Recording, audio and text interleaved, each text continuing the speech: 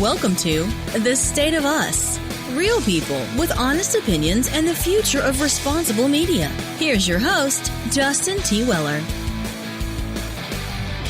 The U.S. Justice Department said Mr. Assange had been indicted in federal court on computer hacking conspiracy charge in connection with what prosecutors described as, quote, one of the largest compromises of classified information in the history of the United States, end quote. That's according to the Wall Street Journal, Friday, April 12th. So, what does true freedom of information look like?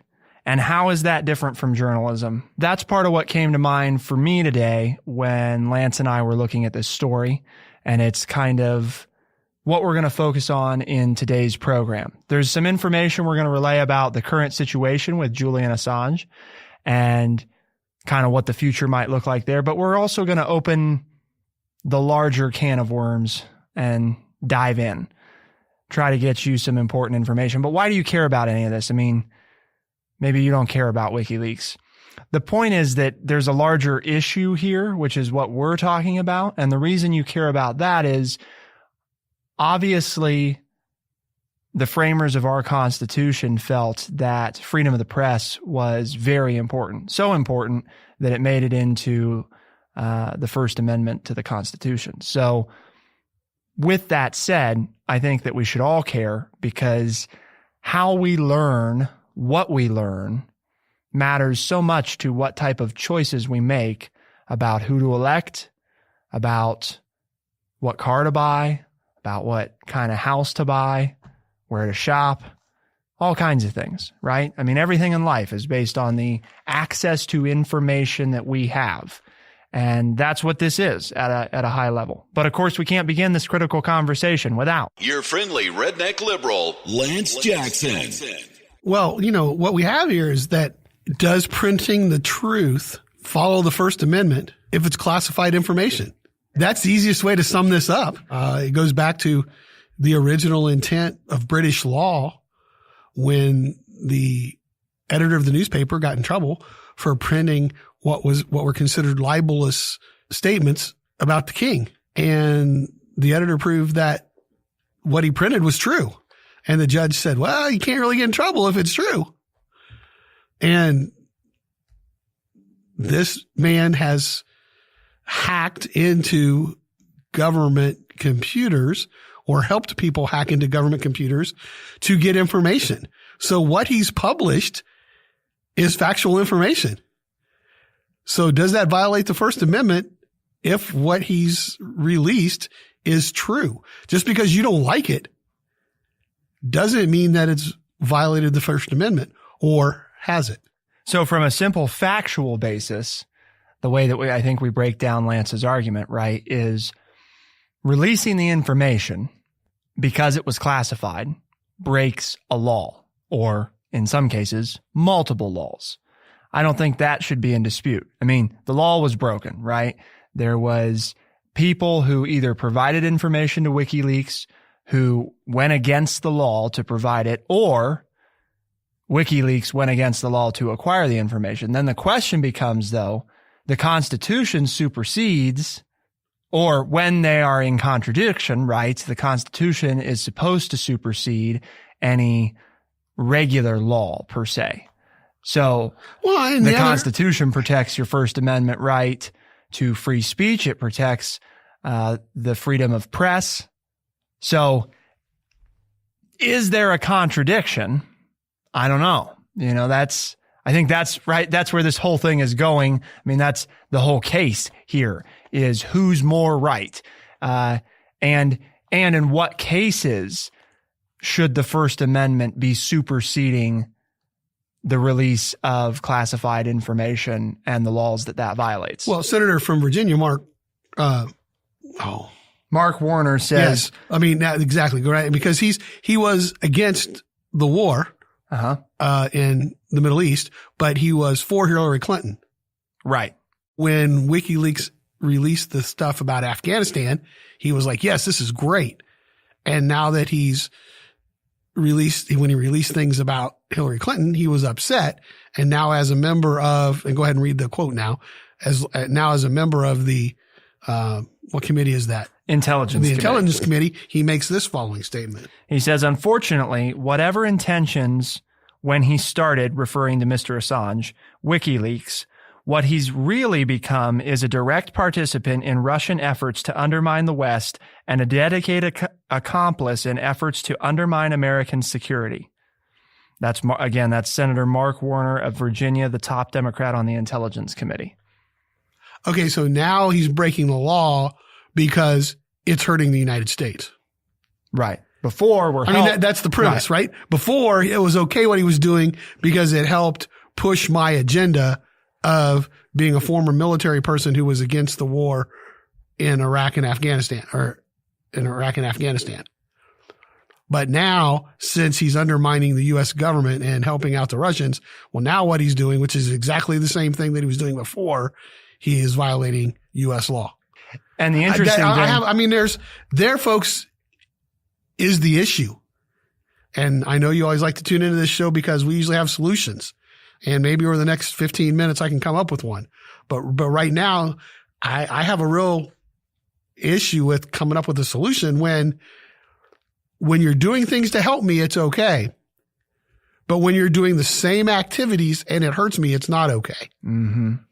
The law should be the law. The law shouldn't be a violation of the law based on whether you're helping the United States or hurting the United States, or whether you're helping my political agenda or hurting my political agenda. It's either against the law or it's not against the law.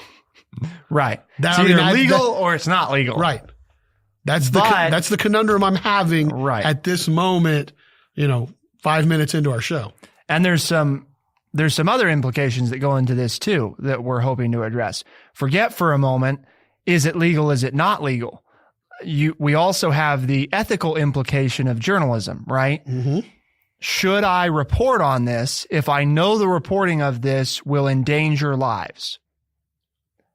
Me as a journalist, what right do I have to make the determination that this information being released is more important than these people's lives? Again, I don't want that to come off as I'm trying to advocate for one side, because we're going to get into that. But that's the other conundrum here is, at what point does the release of information no longer supersede the value of human life? And there are two historical examples of this that we can give you. One, back during World War II, the Japanese released weather balloons that had explosives attached to it and used the wind to bring these balloons across and land on the west coast of the United States to see if it could do damage to U.S. citizens and U.S. buildings. It did. It worked. But the Japanese were going to evaluate the testing based on news media coverage of the events from these weather balloons that had explosives attached to them. And the U.S. government got the news media to not report it. And so the Japanese suspended the weather balloon practice, sending explosives over. So there's a case in point where not reporting something saved American lives. And then you were talking earlier when I shared that with you, how during the Middle Eastern conflict, there was a reporter that was embedded with U.S. troops and was reporting live, and Al-Qaeda was watching the news broadcast and used the news broadcast and the reports to target missiles at the troops where the reporter was embedded. Right. And it cost Americans their lives. So there's one case where something happened, we don't report it, and it saves American lives. And then, 60, 70 years later, the same situation, and we report the news and it cost Americans their lives. So same situation, two different ways of dealing with it. And therein lies the conundrum and the morality and the ethics in that, as what do you do? Yeah. Is the information more important than the loss of human life, or is saving human life? Should that be the driving force of whether or not to report something? See, and this is to me where we get into the larger discussion of what I've talked about some, which is we call them the cable news networks.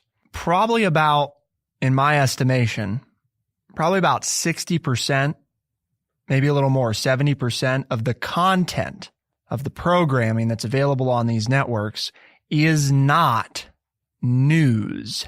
It is similar to what Lance and I do. It is commentary. It is analysis. It is discussion. So, again, neither here nor there, but when we blur that line, that's part of wherein the problem lies. Just like when we blur the line between news and journalism, not the same thing. You know, they go hand in hand. They work together, just like Lance and I's analysis and discussion doesn't exist without the news. The news doesn't exist without journalists, right? Or the news could exist without journalists, but how would that be different? And to me, again, my analysis is that what WikiLeaks is more about is not journalism, okay? Doesn't make it bad. I'm not saying that. They're more about this is the info, right? This is the news. And there's not context. There's not ethical considerations taken into effect. There's not a human component to how, where, and when this information is released, or at least that's what they say. Again, I don't want this to sound anti-WikiLeaks. I'm not trying to have it come off that way. My point is, for an organization that says they're all about transparency, there's not a lot of transparency about who works for WikiLeaks and what processes are followed. There's some nice lip service on their website, you know, but there's not a lot of specifics about if we gather information, when will it be released? Who makes that decision, you know? And how does when it's released impact things? All of this may seem like semantics, and some of it is. I mean, some of it's logistics, right? And maybe it doesn't sound all that exciting, but it has a massive effect, right? Because just take the 2016 stuff, for example. If we had released that information back during the Democratic primaries, or way early, maybe even before Hillary announces, how would that be different than releasing it, say, a week before the general election between Trump and Clinton? I mean, that changes things, okay? So same information, right? But when it's released has an effect. And that's, to me, where journalism comes in as an extension of news, is that's making determinations about right and wrong, the effect these things will have, and trying to minimize the negative human impact of the news, which includes loss of life for anybody, not just the United States, but on all sides, right? Trying to avoid causing people to die because information is released. Or at least minimizing the effect to which it is, right? Because maybe there's a war going on and the release of this information will bring a speedier end to the war, but that means more people are still going to die. Okay. But again, that to me is where journalism comes into play as a determining factor of putting news in context and when that news can be distributed in a way that is most effective and least harmful. And so when we're talking about all this, that's so important to me, understanding how we view WikiLeaks. Are they a journalistic organization? Are they an information distributor, i.e. just news, you know? And how does that change their First Amendment protections? In other words, are they the press? You know, we could get real technical there and, well, what did the Constitution mean when it refers to the press? You know, because maybe that's not a protection of just release of information. Maybe it has to be provided context, right? Maybe it can't just be, we just dump this info out there. It has to be reported on, you know? So hopefully what you're getting a picture of, this is way more than we could ever take on in 30 minutes, right? It's a lot. So what we're trying to do is get to the question of what is true freedom of information and how is that different from journalism? I think I've tried to answer that, but before we get into the back half of the show, which is how do we handle this case? How do we handle situations like this? I want to know if Lance is on the same page of my description there of how I'm viewing the different entities, the information versus the journalism. Oh, I think those are the questions. Like I said, before you stated all that, is I don't necessarily have an answer, and I'm hoping that our discussion in the next 10 minutes gives me some kind of solution that I'm comfortable with sharing with the audience, because I think there are many different questions, and you've raised all of them here or many of them, as to how do we look at this? What lens do we view it through? And at what cost how much are we willing to sacrifice for true transparency?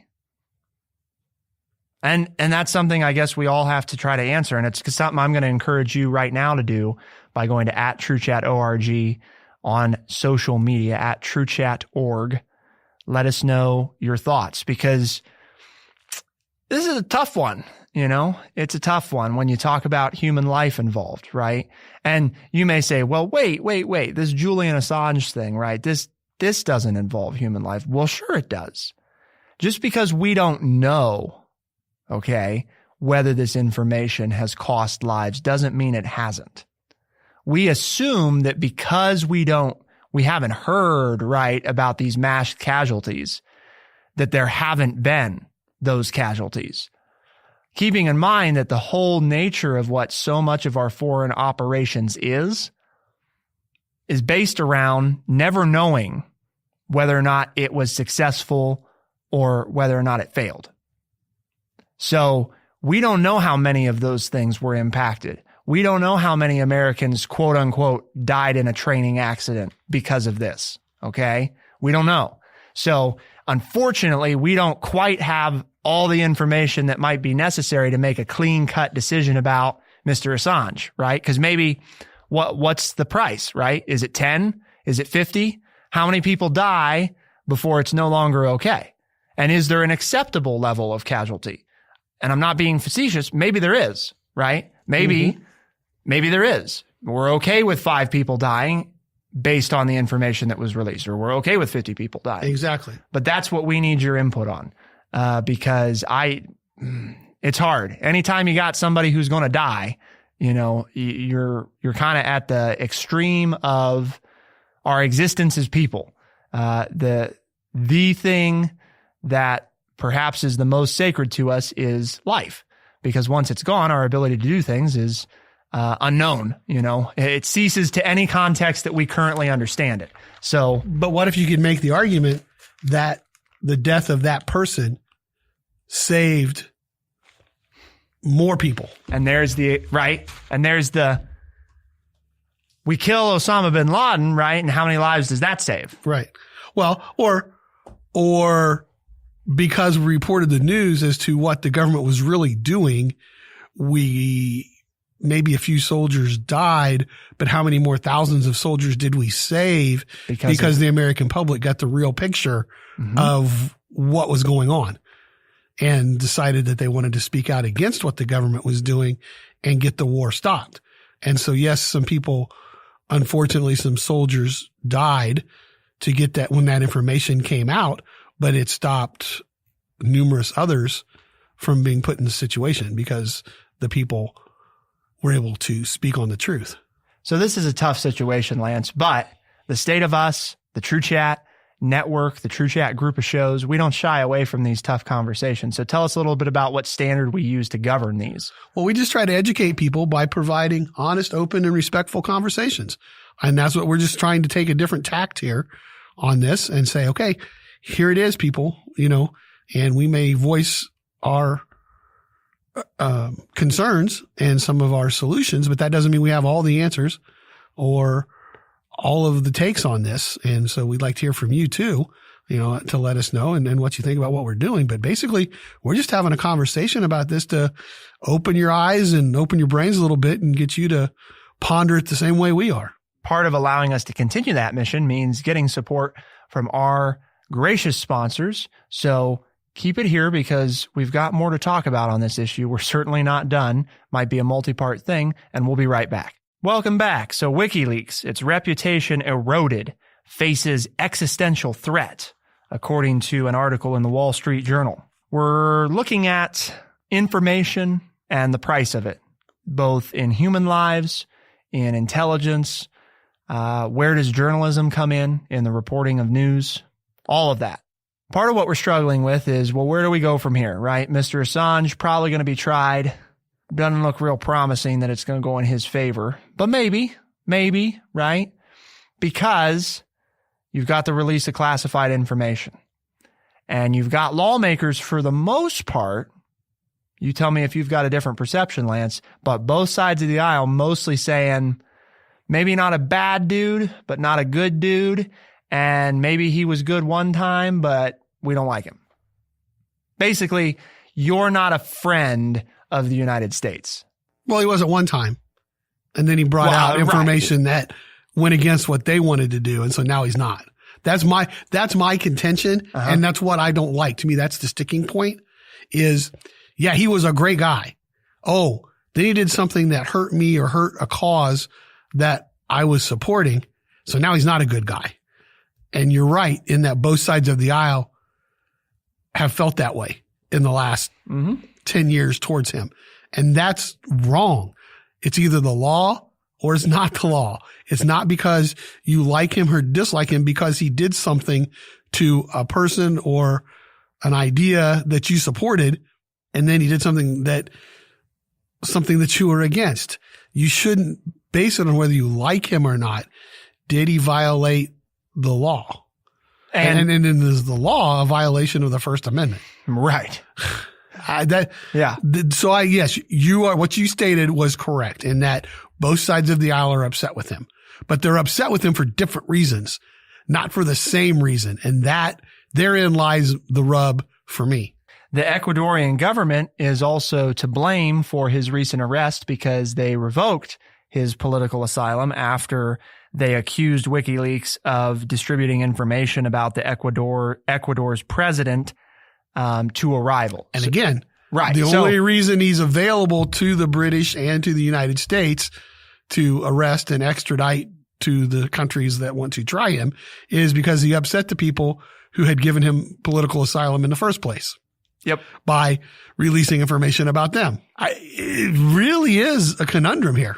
It's interesting because it might have been last night, Lance, I was having a conversation with my brother about, and for those of you who don't know, my brother is pursuing a military path, wants to be an officer in the military and go that route. And he's spent 2 years at a military institute. And so the debate we were having was about Guantanamo Bay. And again, I wasn't arguing for or against. I was just saying one of the things you have to think about when thinking about, because he was telling me, well, we've got these bad guys, right? And we're keeping them away from good people. Right. The reason, though, the argument we use that it's ethical to hold them there without a trial is because it's not on U.S. soil. But see, to me, that doesn't jive too hot with the Declaration of Independence or our Constitution in our proclamation of what we believe all human rights to be, not just American human rights, all humans.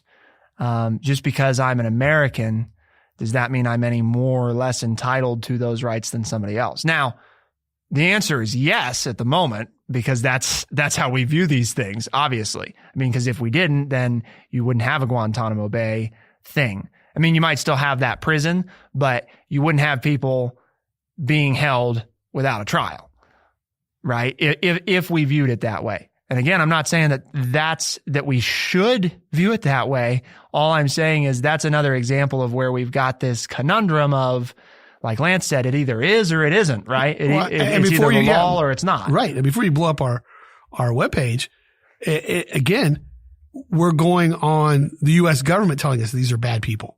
Correct. If they're bad people, let's have a trial. I have no problem with that. But to not give them a trial is not conducive to us pointing out to the world that we're about freedom and ethics and morality.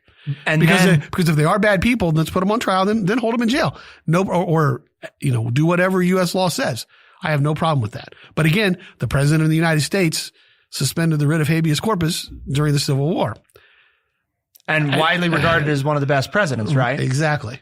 And I brought that up here too. Suspended the Constitution, to fight the Civil War.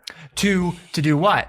To protect the Union, to preserve the Constitution. And this is to me the largest question, which at what price are we okay with freedom? Because the way that we operate right now, right, is that it's not feasible for the world to be free. So the U.S. will make sure that we remain as free as is feasible. Okay, we always talk about we're free. Well, Lance and I have talked about that before. We might be freer than some others, okay?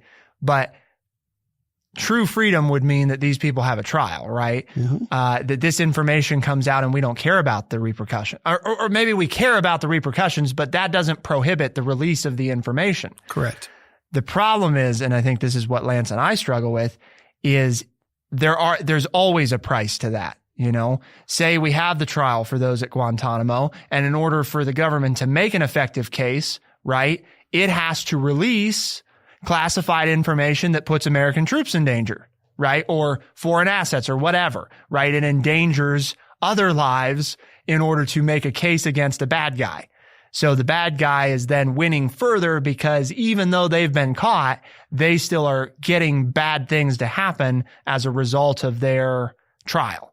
And that I think is part of the concern when you have high profile cases like this of you want to follow the rules, but at the same time, does following the rules actually, in essence, hurt the rules because you hurt America? Releasing classified information might be important for the American people to understand what their government's doing, but might also at the same time endanger them. So how free do we want to be? Because that's to me what this all comes back to is we make that decision, then you can answer the question about is what Mr. Assange did, should he be found guilty, But until you answer how free do we want to be, I don't know if you can, I can't answer that without first deciding, do I like being safe or do I like being free? And what kind of balance of those do I want? And Daniel Ellsberg releasing the Pentagon Papers showing the U.S. government lied to the U.S. citizen about what was going on in Vietnam caused people to start to question the government, followed by then the, Woodward and Bernstein uncovering the fact that President Nixon then tried to cover up illegal doings that at the behest, to cover up what his government had said, whether he did it or not, that he covered up, tried to cover up what his government was doing, led to the Watergate scandal, which has now led to pretty much the total mistrust of the American people with this national government. But those were the facts. I mean, I'm old enough to remember when, these were our political leaders and we respected them and revered them and trusted what they told us. And then since those two events, at least in my lifetime, those two events have led to very few people, good people, wanting to be political leaders. Because it's like when I was in my teens and 20s, they had a negative connotation to be a senator or a member of the House of Representatives or a president because of the Pentagon Papers and Watergate. And I think we're just coming out of that to some point. But, go back to Donald Trump, we're going to clean out the swamp. The whole idea that there's nothing good and nobody good in Washington, D.C. So, I mean, that's just to kind of support my point is that people still are very mistrusting of the government. So there was a price to pay with the Pentagon Papers coming out and the press uncovering the scandal that we know as Watergate. And yes, they reported it and we found out the facts, but you could argue that it's hurt us in that we now have this almost a total mistrust of the government and not believing anything that they tell us. Which then leads them, right, to take further action to attempt to influence how we think because they're trying to make sure that the American people they're trying to make sure that the body they protect doesn't quit trusting them to protect it, which is tough because in order to protect it, they got to do sneaky things. And sometimes those sneaky things happen to involve being sneaky against us, you know? And then that's why, right? John Adams, lots of the original founders, right, had said things along the lines that there has never yet been a democracy that did not destroy itself. Exactly. Because we are approaching, we've accelerated at an incredible rate as a nation. And Lance is our historian, so he's welcome to dispute that. In comparison to other civilizations, how far we've come in our relatively short amount of time on this planet, our 200 or so years, is incredible. But keeping in mind that one of the earliest forms of a government similar to us, something like the Romans, right? They only lasted for about 500 years. So the question is, and they didn't advance at a technological or economical pace that we did. Yeah, they were around for 1,000 years and they became a massive empire by the end of that. But that, again, that was over 1,000 years. We're talking about it's only been 200 and we're already the world power. That doesn't mean we got 800 years to figure this out. Okay. It means that we might be at this point of trying to determine how we reconcile this. It's different now, you know. People used to feel probably like they knew more because they knew less. Now that we know more, we feel like we know less. And it makes us weary of what we don't know. So can we make it through? You tell us. I'm sorry we didn't get to a real solution other than I think this is a much more important conversation than just is Mr. Assange guilty. It's a much bigger issue than that. We have a political divide in the country, and that's in part because the news media is shaping that conversation, and we have to decide how important our information is to us. Because if we don't, it will be our undoing at one point or another, whether it's in a year or 1,000 years, I don't know. But it's going to happen, you know, if we don't address the problem. It will just get worse. Well, as I stated at the beginning of the show, I didn't know if I would have a solution for you, and I guess I don't. But I agree with Justin in that I hope that by listening to this, you have taken a different approach to the news that's coming out about the WikiLeaks founder, and that it is a bigger question to us as citizens of the United States than just whether or not Mr. Assange is guilty or innocent. And that's why we need your help, because we've told you before, Lance and I are just two people, right? Just two brains here. And sometimes these brains can come up with some nice solutions to give you something specific to chew on, and sometimes they can't. And today is one of those times where we can't do it without you. So at the very least, what we're hoping this does is this gets you to talk about it with a family member or friend, right? To continue our collective brain power, bring that collective brain power to the forefront, and maybe we actually come up with something. Because we don't got it yet, but we know it's a problem, and we know that hopefully we begin searching for the solution by first acknowledging that it is indeed an issue. So let us know your thoughts at TrueChat.org. And Lance, we've challenged people to bring in a new listener who's not listening to the State of Us, and we need them now more than ever, because we need their brain power. So if people are going to tell others how to listen, what are the various avenues that they could refer people to? Well, there's my personal favorite, Spotify, Stitcher, Apple Podcasts, and anywhere else you can find fine podcasts. For the State of Us on TrueChat in Urbana, I'm Justin T. Weller. And I'm Lance Jackson. Thank you so much for tuning in. We'll see you next time. Be the change.